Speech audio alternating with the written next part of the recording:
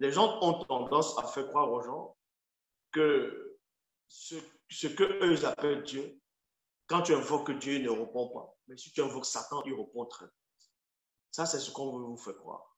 Je dis bien, ça, c'est ce qu'on veut vous faire croire. C'est pas parce que tu vois les satanistes, tout ça, ils vont prendre les vernis noirs, ils vont peindre sur les mains, ils vont peindre sur les ongles, ils vont mettre le rouge, le brillant noir, ils vont se maquiller, ils vont aller au cimetière, ils vont invoquer Satan, que forcément le démon va arriver. Non. Ce n'est pas parce que tu invoques le démon que tu dis que tu veux servir Satan que Satan va apparaître. Ce n'est pas comme ça que ça se produit. Il faut avoir la connaissance aussi qui te donne accès à la fréquence des démons que tu veux invoquer. Et oui, ça, il faut comprendre ces choses. C'est la même chose que dans le monde, dans le grand temps des choses.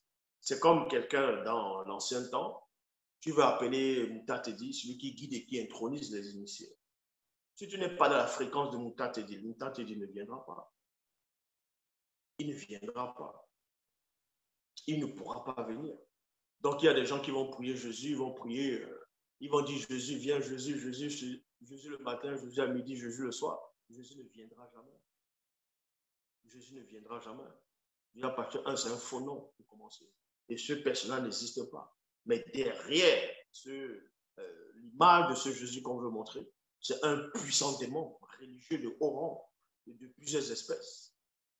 C'est un démon puissant, connu sous le nom de Mithère, qui a sévi aussi dans l'Égypte antique, sous la personne d'Osir, c'est qu'on eux vont appeler Osiris, et ainsi de suite. Donc, dans plusieurs civilisations,